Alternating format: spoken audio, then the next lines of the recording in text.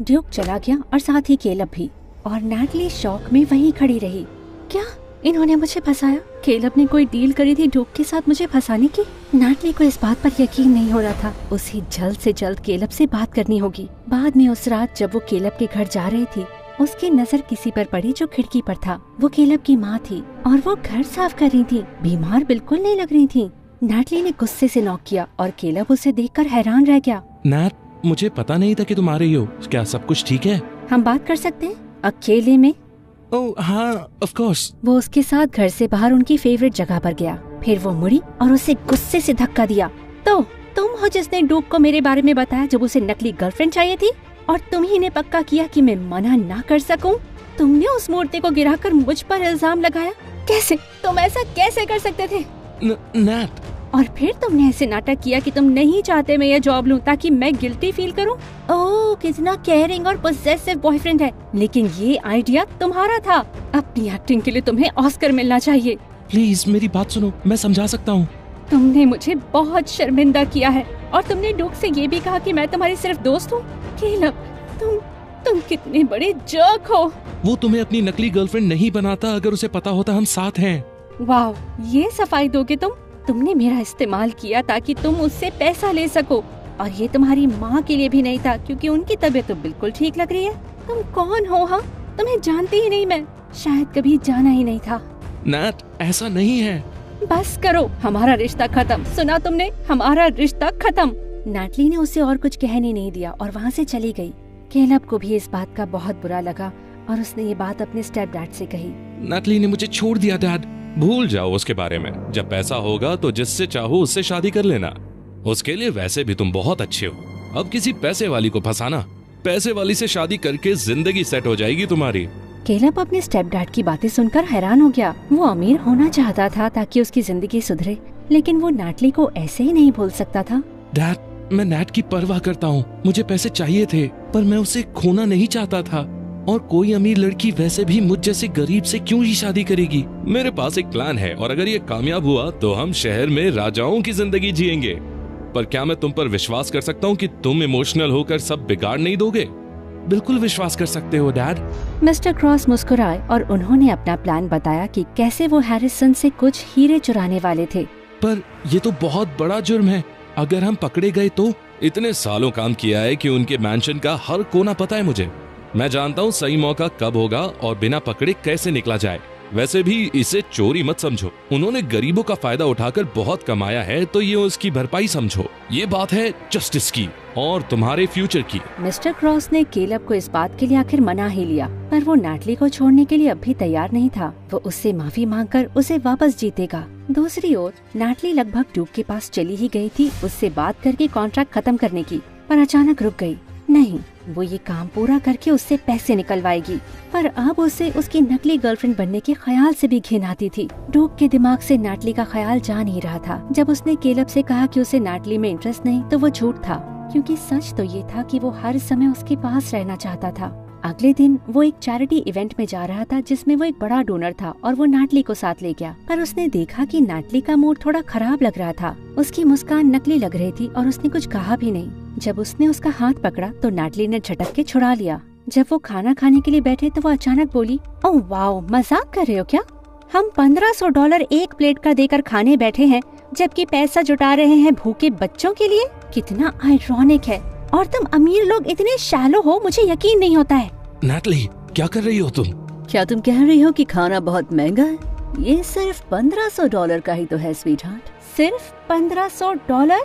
काश मैं बहरी होती, क्योंकि इससे स्टूपिड बात मैंने कभी नहीं सुनी है। क्या तुम प्लीज थोड़ा एहसान करके अपनी गर्लफ्रेंड को तमीज खरीद के दोगे? दुनिया बहुत अच्छी जगह हो जाएगी अगर तुम लोग अपने लिए खरीद लो अच्छे दिल। ड्यूक कुछ बोल ही नहीं पाया। तभी अचानक उसे स्टेज पर बुला लिया एक स्पीच देने के लिए। ये एक बहुत बड़ा ऑनर रहा है इस इवेंट में आना। और जब ड्यूक की नजरें मिली नैटली की गुस्से भरी आंखों से, तो वो आगे कुछ बोल ही नहीं पाया। जब वो अपने आप को शर्मिंदा कर रहा था, नैटली बाथरूम गई खुद को शांत करने के लिए। तभी उसे जानी पहचानी आवाजें सुनाई दी, मिसेस हैरिसन और हार्पर की। मॉम, मुझे बहुत चिंता हो रही है उस फार्म गर्ल की। ये टाइम पास नहीं लग रहा है। ड्यूक को उससे वाकई प्यार हो रहा है, वरना उसे यहाँ पर क्यों इनवाइट करता? और उसकी इतनी बदतमीजी करने पर भी ड्यूक ने कुछ नहीं कहा। तुम्हारा भाई इतना जिद्दी है कि मुझसे बर्दाश्त नहीं हो रहा। शीला और उसका परिवार मुझे बहुत प्रेशर कर रहा है। उस लड़की से छुटकारा पाना होगा, वरना मैं बनाऊंगी कोई प्लान उसे परेशान करने का। मैं सिर्फ उसे परेशान नहीं, उसे यहाँ से भगाना चाहती हूँ। उसके परिवार में सिर्फ उसकी गरीब माँ है ना? हाँ, उसकी माँ, उनका इस्तेमाल कर सकते हैं। मॉम, आप जीनियस हो। वो पागलों की तरह हंसते हुए फिर वहाँ से चले गए। ओके, बहुत हुआ, इसे खत्म करना होगा। मैं उन्हें अपनी मॉम को चोट नहीं पहुँचाने दूंगी। मुझे ड्यूक के साथ सब खत्म करना होगा अभी। नैटली इवेंट से बाहर आई और एक कैब ढूंढने लगी, पर उसके जाने से पहले ड्यूक ने उसे पकड़ लिया। तुम जा रही हो? अंदर तुम इतनी गुस्सा क्यों थी? मुझे लगा हम दोस्त हैं और तुम मुझे शर्मिंदा नहीं करोगी। दोस्त? तुम्हें सच में लगता है हम दोस्त हैं ड्यूक? हाँ, मुझे ऐसे ही लगता था। मैं तुम्हारी परवाह करता हूँ और काफी समय से तुमसे कुछ कहना चाहता हूँ, पर मुझ में हिम्मत नहीं थी। क्या? मैं जानता हूँ इससे तुम्हारा गुस्सा बढ़ेगा और अरे कहो ना। 1 महीने पहले मेरे माली ने मुझे अपने बेटे केलब से मिलवाया और हम दोस्त बन गए। मैंने उसे बताया कि कैसे मेरी मॉम मुझे प्रेशर कर रही है डेट करने के लिए, और मैंने उन्हें कह दिया है कि मेरी गर्लफ्रेंड है। मैंने पूछा केलब से कि क्या वो किसी ऐसी लड़की को जानता है जो मेरी नकली गर्लफ्रेंड बन जाए। अपनी स्कूल की लड़की नहीं चाहता था। फिर उसने बताया अपनी दोस्त तुम्हारे बारे में। उसने बताया कि तुम कभी मानोगे नहीं क्योंकि तुम्हें मेरे परिवार से नफरत है, तो उसने तुम्हें फंसाया और मैं भी मान गया। हमने तुम्हें मुश्किल में डाला ताकि मेरा एहसान तुम पर हो जाए और तुम ये करने के लिए मजबूर हो जाओ। मैं शर्मिंदा हूँ अपने किए पे और मैं तुमसे माफी मांगता हूँ, पर मैं समझूंगा अगर तुम मुझे माफ ना कर पाओ। नैटली हैरान रह गई। उसे नहीं लगा था कि ड्यूक कभी कन्फेस करेगा। मैं ये सब जानती हूँ। मैंने तुम्हें और केलब को स्कूल के पीछे बातें करते हुए सुना था। तुम जानती थी? तुमने कुछ कहा क्यों नहीं? मैंने सोचा तुम्हारा एहसान उतारने के लिए करना पड़ेगा, पर अब मुझे फर्क नहीं पड़ता। क्या करोगे तुम? जेल भेजोगे मुझे? बिल्कुल नहीं, तुमने कुछ गलत किया ही नहीं। हमने तुम्हें मुश्किल में फंसाया था। सही कहा, और जितना हो सके मैं उतना दूर जाना चाहती हूँ तुम्हारे परिवार और तुमसे। इससे पहले वो और कुछ कहे, नैटली कैब में बैठकर चली गई। उसे बुरा लग रहा था कि उन दोनों के बीच चीजें ऐसे खत्म हुई। जब तक उसकी फीलिंग्स कंट्रोल में है, उसका तभी निकलना सही था। अगले कुछ दिन नैटली स्कूल ही नहीं गई। वो ड्यूक से मिलना नहीं चाहती थी और कुछ दिन खेती करके उसने अपना मन बहलाया। हे मॉम, आपकी कुछ मदद कर सकती हूँ? कोई बात नहीं बेटा, मैं कर लूँगी। आखिर तुम स्कूल क्यों नहीं जा रही? मॉम, मैं बस एक ब्रेक चाहती हूँ कि, और मैं वाकई मदद करना चाहती हूँ। अच्छा, जाओ जाकर अनाज ले आओ और मुर्गी को खिला दो। जब नैटली अनाज लेकर वापस आई, उसने देखा कि उसका मॉम का बैलेंस बिगड़ा। वो गिरी और उनका सर एक पत्थर से टकरा गया। मॉम! हॉस्पिटल में पता लगा कि उन्हें सर्जरी की जरूरत थी, पर इसके लिए नैटली के पास पैसे नहीं थे। वो बहुत निराश महसूस कर रही थी। फिर सोचा कि एक इंसान है जो मदद कर सकता है, ड्यूक। मैं भी कितनी बड़ी गधी हूँ, उसके साथ फ्री में चीजें क्यों तोड़ दी मैंने? उसने मेरी सेल्फ रिस्पेक्ट के साथ इतना खेला था। मुझे उसके साथ वापस जाना चाहिए ताकि अपना पैसा वसूल कर सकूं और फिर उसे छोड़ दूं। इस गधे से मुझे प्यार क्यों हो गया था? वहाँ हैरिसन के मैंशन में ड्यूक भी नैटली को बहुत मिस कर रहा था और नैटली का कॉल देखकर खुश हो गया। माफ करना, इतनी लड़ाई कर ली मैंने तुमसे उस दिन। मुझे बस बुरा लग रहा था कि तुमने मुझसे झूठ कहा। आज रात हम कैफे पे मिल सकते हैं? मैं 7 बजे पहुंच जाऊंगा। पर जब वो वहाँ पहुँचा तो देखा नैटली बहुत घबरा रही थी। ड्यूक, मुझे अभी हॉस्पिटल जाना होगा, मेरी मॉम का एक्सीडेंट हो गया है। वो तुरंत नैटली को हॉस्पिटल ले गया और उसे रोता देख उसका दिल टूट गया। बाद में उस दिन उसने नैटली और डॉक्टर की बातें सुनी, सर्जरी के खर्चे के बारे में। पैसे मैं दूंगा। ड्यूक, नहीं, इसकी जरूरत नहीं है। बस जितने दिन तुमने मेरे लिए काम किया, इसे उसका पेमेंट समझो। वो जोर देता रहा और नैटली मना करने का नाटक करती रही, पर आखिरकार मान गई। पता नहीं तुम्हारा शुक्रिया कैसे अदा करूं। उसकी चिंता मत करो, उम्मीद करो कि तुम्हारी माँ जल्दी ठीक हो जाए। बस इसी की उम्मीद है। उसे सहारा देने के लिए ड्यूक ने उसे गले लगाया और नैटली भी उसे कस के गले लगाकर खड़ी रही। जब उसने ऊपर देखा तो दोनों की नजरें मिली और उसके दिल की धड़कन बढ़ गई।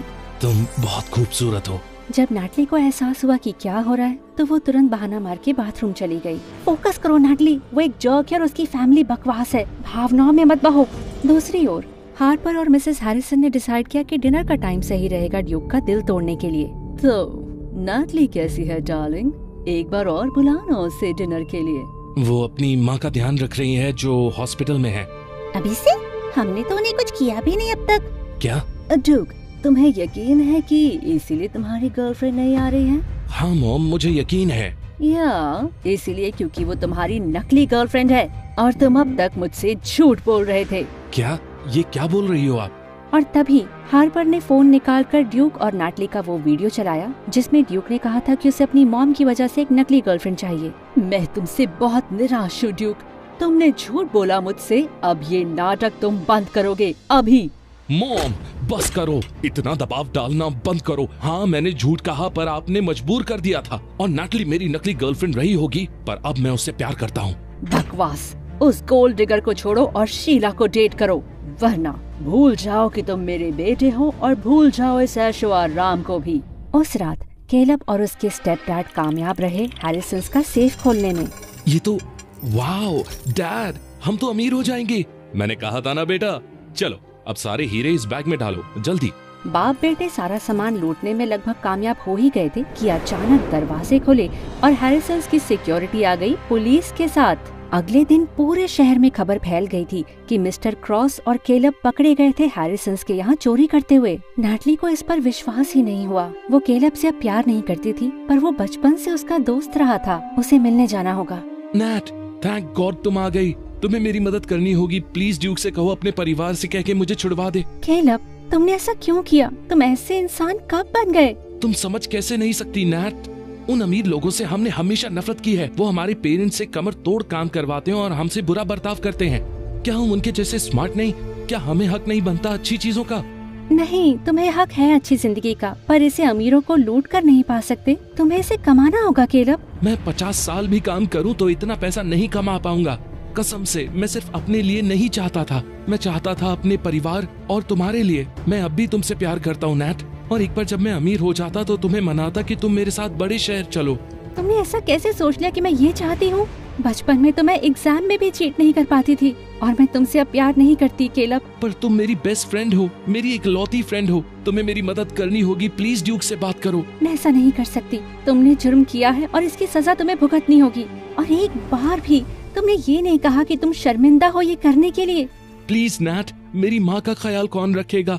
उनके बारे में सोचो, तुमसे भीख मांगता हूँ। ये सुनकर नैटली मान गई और उसने ड्यूक को कॉल किया पर उसने उठाया नहीं। उसने केलब से वादा किया कि वो जो कर सकती है करेगी, पर घंटों बीत गए और ड्यूक ने कोई जवाब नहीं दिया। फिर उसने उससे कॉल किया जिससे वो कभी बात करना ही नहीं चाहती थी। Hello Harper. फार्म गर्ल, आखिर मुझे क्यों फोन करा है तुमने? तुम्हारा भाई मेरे कॉल और मैसेज का जवाब नहीं दे रहा है, क्या वो ठीक है? तुम बताओ मुझे। मॉम ने उसे कल घर से बाहर निकाल कर उसे डिसओन कर दिया है, सिर्फ इसलिए क्योंकि वो तुमसे प्यार करता है और किसी और को वो डेट नहीं करेगा। डैड ने चाहा उसे रोकना पर वो रुका ही नहीं। क्या कहा? हार्पर कहाँ गया वो? मैं तुम्हें क्यों बताऊं? हार्पर प्लीज कहो कि उसके पास जाने के लिए कोई जगह है और उसके पास अपने लिए थोड़े पैसे तो होंगे ना। अरे उसके पास अब कोई पैसा नहीं। हमें लगा था उसके पास $100,000 है, पर अब वो कंगाल है। वो हमें बता नहीं रहा उसने कहाँ खर्चा किया, पर मुझे यकीन है उसने तुम पर किया होगा, गोल्ड डिगर। वो सही कह रही थी। मॉम की सर्जरी में $100,000 लगे थे और ऐसा लगता था कि ड्यूक ने अपने सारे पैसे मुझे दे दिए थे। उसने हार्पर को फिर कॉल किया पर हार्पर ने उसे ब्लॉक कर दिया था, तो वो सीधा मैंशन गई। तुम्हारी यहाँ आने की हिम्मत कैसी हुई, झूठी भिखारी? मैं बस जानना चाहती हूँ ड्यूक कहाँ है, मुझे चिंता हो रही है। नाटक करना बंद करो, हम जानते हैं ये सब कुछ नकली था। मेरा भाई भी एकदम गधा है जो उसे तुमसे प्यार हो गया है। हाँ, शुरुआत में सब नकली था पर अब मुझे भी उससे प्यार हो गया है वाकई में। प्लीज पता कीजिए वो कहाँ गया है। अचानक दरवाजे पर कोई शोर मचाने लगा। शीला अपने पेरेंट्स के साथ आई थी। मिसेस हैरिसन को पता नहीं था वो आने वाले हैं। उनके मुंह से सारा खून सूख गया। ये लड़की कौन है? कहाँ है मेरा ड्यूक? वो मेरा है, सिर्फ मेरा है, वापस करो उसे। हम सिर्फ एक दूसरे के लिए बने हैं। शीला चिल्लाने लगी और उसे जो दिखा उसे तोड़ने लगी। उसकी माँ ने आकर उसे शांत किया। दूसरी ओर उसके डैड को बहुत गुस्सा आया। हमारी बेचारी बेटी, हमें लगा ड्यूक सिंगल है। इन सब का मतलब क्या है? ये सब एक गलत फहमी है। ये किसान की बेटी बिल्कुल पागल है। नहीं, हमने सब सुन लिया। तुम्हारे बेटे को इस लड़की से प्यार है और तुमने हमसे झूठ बोला। क्या चल रहा है यहाँ पर? तुम्हारी बीवी ने वादा किया था उसका राज छुपाने की कीमत चुकाएगी, और ये है हमारी कीमत। ड्यूक हमारी बेटी के लिए। झूठे झूठे। फिर अचानक शीला के डैड ने अपने सूटकेस से कुछ पिक्चर्स निकाली और मिस्टर हैरिसन को दिखाई। देख लो ये सारे सबूत। तुम्हारी बीवी बहुत ही घटिया औरत है, उस पर यकीन करना नहीं चाहिए था, और अब हमारी प्रिंसेस का दिल टूट चुका है। इसे माफ नहीं किया जा सकता। मिस्टर हैरिसन कुछ बोल ही नहीं पाए। पता लगा उनकी बीवी का अफेयर चल रहा था एक अमीर पॉलिटिशियन से। मेरी बीवी को ये सब पता लगा क्योंकि वो इस पॉलिटिशियन की सेक्रेटरी है। वो तुम्हारी बीवी को ढेर सारे पैसे और महंगे तोहफे देता आ रहा है सालों से। मिस्टर हैरिसन हैरान रह गए और फिर उन्हें गुस्सा आया। तुम्हें मैंने सिर्फ प्यार किया, तुम्हारी सारी स्टूपिड नखरे भी उठाए, तुम्हें जो चाहिए था वो दिया, पर ये भी तुम्हारे लिए काफी नहीं था। और अब तुमने हमारे बेटे को भी दुखी किया सिर्फ अपने घटिया राज छुपाने के लिए। निकल जाओ मेरे घर से अभी। नहीं, तुम ऐसा नहीं कर सकते हनी, मैं उसे छोड़ दूंगी तुम्हारे लिए। पर मिस्टर हैरिसन ने उसकी बात नहीं सुनी और सिक्योरिटी से कहा कि उसे बाहर ले जाए। डैड, मॉम के साथ आप क्या कर रहे हैं? उन्हें माफ कर दीजिए ना। अगर इस घर में रहना है तो मेरी बात मानोगी और साहबजादी वाली हरकतें बंद करोगी, वरना अपनी माँ के साथ जा सकती हो तुम। तुम्हारी समझ में आया हार्पर? हाँ डैड। मिस्टर हैरिसन ने फिर पुलिस को कॉल किया अपनी बेटी को ढूंढने के लिए। नैटली को तभी वो सीक्रेट जगह याद आई जहाँ ड्यूक उसे एक बार ले गया था। वो वहाँ अकेले गई और ड्यूक उसे वहाँ मिला।